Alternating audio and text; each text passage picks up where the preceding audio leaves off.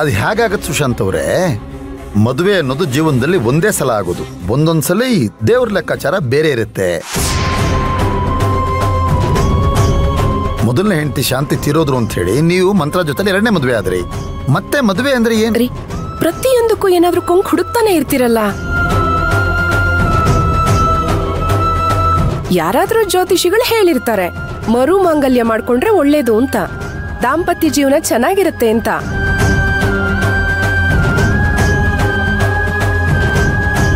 ಅದಕ್ಕೆ ಮದ್ವೆ ಮಾಡ್ಕೋತಿದ್ದಾರೆ ಅನ್ಸುತ್ತೆ. ಹಾಗೆ ಅಲ್ವೇ ನಮ್ಮ ಮಂತ್ರ? ಹೌದು ಅದಕ್ಕೆ ಕೇಳ್ಬೋದೋ ಇಲ್ವೋ ಗೊತ್ತಿಲ್ಲ. ಅದೇನು ಅಂದ್ರೆ ನನ್ಗೆ ಸ್ವಂತದವರು ಅಂತ ಯಾರೂ ಇಲ್ಲ. ನೀವು ಅಣ್ಣ ಇಬ್ರು ನನ್ನನ್ನ ನಿಮ್ಮ ಮನೆ ಮಗಳು ಅಂತ ತಿಳ್ಕೊಂಡು ನನ್ನ ಪರವಾಗಿ ನಿಂತು ನನ್ನನ್ನ ಸುಶಾಂತ್ ಅವ್ರಿಗೆ ದಾರಿ ಎತ್ಕೊಡ್ತೀರಾ?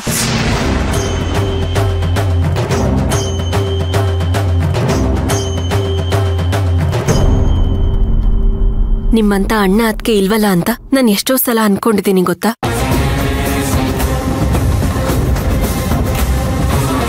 ಈಗ ಆ ದೇವ್ರಿಗೆ ನನ್ನ ಮಾತು ಕೇಳಿಸಿದೆ, ನನ್ನ ಆಸೆನ ಈಡೇರಿಸ್ತಿದ್ದಾನೆ.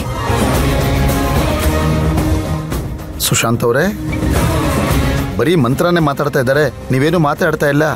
ನಾನೇನ್ ಮಾತಾಡ್ಲಿ ಸರ್? ಮಂತ್ರ ಮನ್ಸಲ್ಲಿ ನಿಮ್ ಕುಟುಂಬದ ಬಗ್ಗೆ ಇಂಥ ಬಾಂಧವ್ಯ ಬೆಳೆಸ್ಕೊಂಡಿದ್ದಾಳೆ ಅಂತ ನನ್ಗೀಗ್ಲೇ ಗೊತ್ತಾಗಿದ್ದು.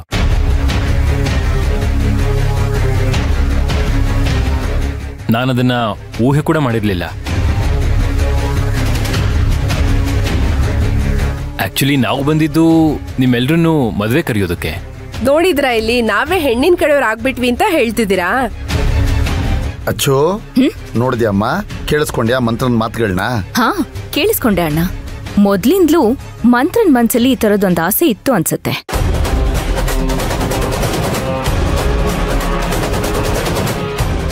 ಅದಕ್ಕೆ ಸರಿಯಾಗಿ ಟೈಮ್ ಸಿಕ್ತು. ಕರೆಕ್ಟ್ ಟೈಮ್ ನೋಡ್ಕೊಂಡು ಕೇಳಿದ್ರು. ನನ್ನ ಆಸೆಲಿ ಏನಾದ್ರು ತಪ್ಪಿದ್ಯಾ ಅರ್ಚನಾ ಮೇಡಮ್? ನಾನು ಆಸೆ ಪಟ್ಟಿದ್ ಸರಿನೇ ತಾನೆ? ಸರಿಯಾಗೇ ಇದೆ, ತುಂಬಾ ಚೆನ್ನಾಗಿದೆ. ಹಾಗಂತ ನಿಮ್ಮನ್ನ ಹಾಗೆ ಬಿಡ್ತೀನಿ ಅಂತ ಅನ್ಕೋಬೇಡಿ.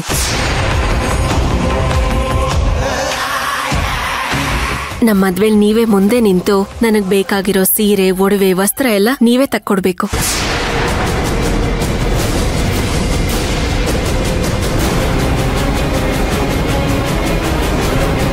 ನಾನಾ?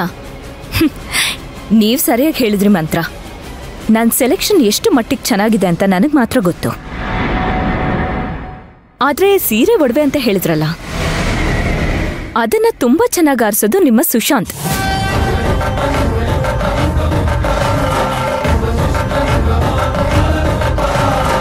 ಯಾಕಂದ್ರೆ ಅವರು ನನಗೊಂದು ಸೀರೆ ಆರಿಸ್ಕೊಟ್ಟಿದ್ರು, ತುಂಬಾ ಚೆನ್ನಾಗಿತ್ತು ಅಲ್ವಾ ಸುಶಾಂತ್ ಅವರೇ? ಅಮ್ಮ, ಚೆನ್ನಾಗಿದೆ ನಿಮ್ಮಿಬ್ಬರು ಜುಗಲ್ ಬಂದಿ. ಮಂತ್ರ, ನಮ್ ಮಚ್ಚು ಅವಳ ಮದ್ವೆಗೆ ಸೀರೆ ಆರ್ಸಕ್ ಬರ್ಲಿಲ್ಲ, ಇನ್ ನಿನ್ ಮದ್ವೆಗ್ ಬರ್ತಾಳ? ಅವಳು ನಂಬ್ಕೊಂಡ್ರೆ ಅಷ್ಟೇ. ಸುಮತಿ, ನಾಳೆ ಮದುವೆ ಎಲ್ಲಿ ಅಂದ್ರಿ? ಅದು ನನ್ ಮನೆಗೆ ಹೋಗ್ಬಿಟ್ಟು ಅಮ್ಮನ ಹತ್ರ ಕೇಳ್ತೀನಿ ಯಾವ ದೇವಸ್ಥಾನ ಅಂತ ನಿಮ್ಗೆ ಇನ್ಫಾರ್ಮ್ ಮಾಡ್ತೀನಿ. ಹೊರಗಡೆ ಯಾರಿಗೂ ಜನಗಳಿಗೆ ಹೇಳ್ತಿಲ್ಲ, ನೀವೆಲ್ರೂ ತಪ್ಪದೆ ಬರ್ಬೇಕು. ಸರಿ. ಶಂಕ್ರು ಸರ್, ನೀನು ಮದ್ವೆಗೆ ತಪ್ಪದೆ ಬರ್ಬೇಕು. ನಾನಾ? ಹಾ ಹೌದು ಶಂಕ್ರು, ನಿನ್ನೆ ಕರೀತಿರೋದು. ಪಾಪ ಮಂತ್ರ ಅವ್ರಿಗೆ ಒಡ ಹುಟ್ಟಿದವ್ರಂತ ಯಾರೂ ಇಲ್ವಂತೆ. ಅಣ್ಣನ ಸ್ಥಾನದಲ್ಲೋ ತಮ್ಮನ ಸ್ಥಾನದಲ್ಲೋ ಹೋಗಿ ನಿಂತ್ಕೋ. ಪಾಪ ಎಲ್ಲ ಕೆಲ್ಸನೂ ಮಾಡ್ಕೊಡು.